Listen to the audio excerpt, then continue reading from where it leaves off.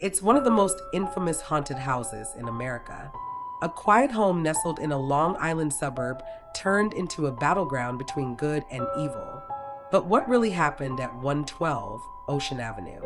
Was it a house of horrors, or the setting of one of the greatest hoaxes in paranormal history? Before it became a household name for terror, 112 Ocean Avenue was just another house in the small town of Amityville, New York. Built in 1927, this Dutch colonial-style home stood in an idyllic neighborhood overlooking the canal.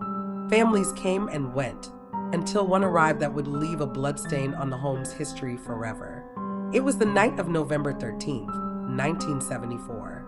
Ronald Butch DeFeo Jr., just 23 years old, walked into a bar and announced, "You got to help me.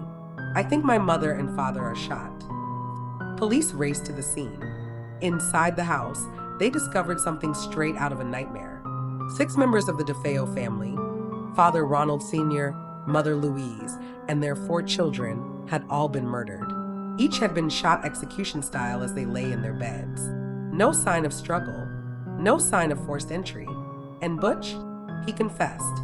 He said voices told him to do it. He was convicted of second-degree murder and sentenced to 6 consecutive life terms. But this was only the beginning. Just 13 months later, newlyweds George and Kathy Lutz moved into the house with their 3 children. The price? Just $80,000. A steal because of its grim past. At first, things seemed normal. But within days, that changed. According to the Lutz family, the house was alive. A room in the basement they hadn't noticed before, painted blood red. Clouds of green slime oozing from walls. Swarms of flies in the dead of winter. A demonic pig with glowing red eyes named Jody. Cold spots, unexplained voices, beds levitating, doors ripped from hinges. And most terrifying of all, George began to change. Interview clip dramatization. Kathy Lutz once claimed, George would wake up at 3:15 a.m. every morning, the exact time the DeFeo murders occurred. His behavior grew aggressive. He became obsessed with the fireplace, with death, with the house. After just 28 days, the Lutzes fled, leaving everything behind. The story could have ended there, but it didn't. In 1977, author J. Anson released the Amityville Horror, a true story.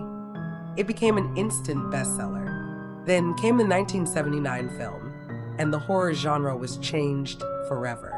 The Amityville story spawned movies, sequels, documentaries, merchandise, even ghost tours.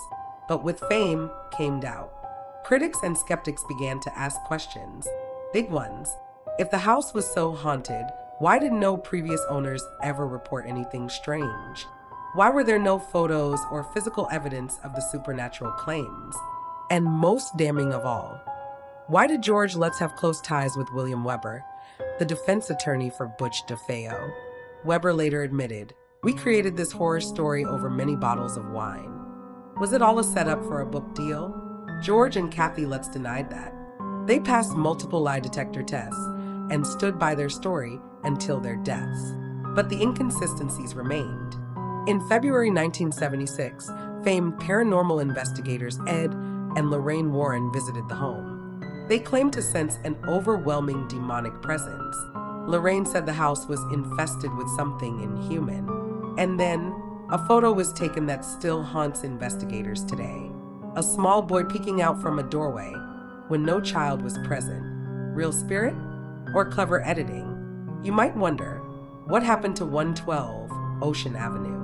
After the Lutz family fled, other families lived in the house, none reporting paranormal activity. In fact, the home has been renovated multiple times, its iconic quarter-moon windows changed to discourage gawkers. But the legend never died. Books and films kept pouring out. Over 30 films have carried the Amityville name, some true to the tale, others wildly fictional. And today, the town of Amityville mostly wants to forget. So what really happened? Let's look at the possibilities.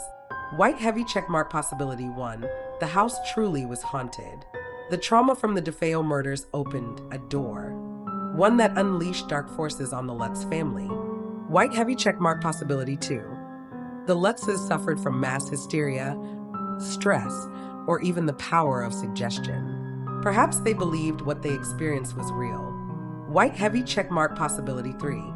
It was a carefully orchestrated hoax, a scheme born of tragedy, media hunger, and a good story. The truth may lie somewhere in between. Whether you believe the house was haunted or that it was all a fabrication, one thing is certain. The Amityville Horror became a modern myth, a ghost story for the masses, a cautionary tale, a chilling reminder of how fear, real or imagined, can take on a life of its own. So next time you drive past a quiet house in a quiet town, ask yourself what really happened behind those walls, and how much of it would you want to know?